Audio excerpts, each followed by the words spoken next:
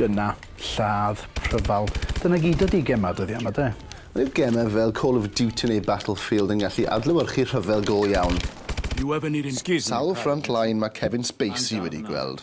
I'm Will's father. Press square to pay respects. Angladd, gweitha, erioed. Beth amdano rhywbeth sy'n trin rhyfel efo dipyn bach mwy o barch? O, mae'r bag gonsol mae hwnna, ta? Consoles!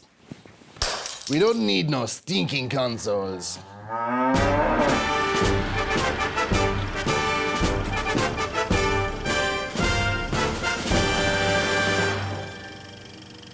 Croeso i fyd Warhammer, dyma lle byddwch chi'n ail-greu rhyfel fel mae o go iawn ond bod na orcs a bod chi ar ben bwrdd. Be di'r stori efo'r Lego? A dim ffigures Warhammer di'r ein? Wel, sori, dwi'n mynd i gael lot o amser rhwng hwfro'r llawr, golch chi llestri, golch chi dy drôn sti, roi cusan y ti amser gwely, a dyma'r diolch dwi'n cael, dyma'r diolch dwi'n cael! Isio gêm, ta be?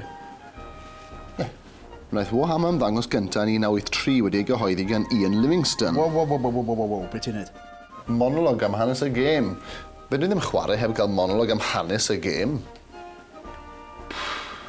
Wnaeth Warhammer ymddangos gyntaf yn 1983 wedi ei gyhoeddi gan Ian Livingstone, yr un dyn roddodd enedigaeth i Lara Croft ar llyfrau fighting fantasy. Uffar o groth gyna boi. Er bod y rheolau wedi dechrau'n hollol ddryslyd ac wedi cyflwyno mewn ffordd hynod o amaturaidd, wnaeth o gydio yn ychymyg y genedl beth bynnag. Y genedl? Wel, dynion tewf y barf gan fwyaf. Nice one. Ac yn 1987 fyddaeth fersiwn futuristig o'r gêm, Warhammer 40,000 yn fwy poblogaidd nag erioed. Achos dim ond un peth sy'n well nag orc. Orc efo gwn. Gawn ni chwarae rwan! Ie, iawn, pwy tis y bod? Dwi'n un o'r ein? Wel, paid o rhithro mewn i penderfyniad. Beth yw'n ni gael golwg ar rhai o'r dewisiadau? Be?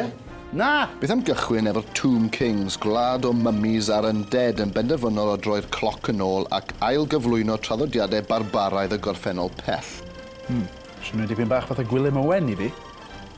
Yr Ogre Kingdoms, creaduriad mawr creulon sy'n treulio rhan fwyaf amser yn bita ac yn fodlon gwneud unrhyw beth am air. Boi go compare na. Y Lizard Men, creaduriad slimy dieflig wedi gyrru dan ddear oherwydd bod nhw'n gythreilig o ddrwg. Jonsi. A'r Skaven, hanner dynion, hanner llygod mawr, golwg y diawl arnyn nhw'n drewi yn fudur ac yn hoff iawn o dechnoleg. Na, sneb yn dod i'r meddwl. Gawn ni chwarae rwan, please! Wrth gwrs mae Warhammer wedi gadael y bwrdd erbyn hyn ac wedi neidio i gemau fideo ac i fewn i ffilm. Mae yna lwyth o gemau strategaeth wrth gwrs fel Dark Omen a hwn, Dawn of War, gemau dofn braidd yn ar y deg fel gwyddbwyll neu... Sorry. Warhammer 40,000 Space Marine, a welliant, bach o seithi, fel Gears of War, ond ddim yn cymryd y peth yn stupid o ddifri, na chi. Na chi neis. A wedyn dyna'r un ffilm Warhammer, Ultramarines, ath o'n syth i DVD.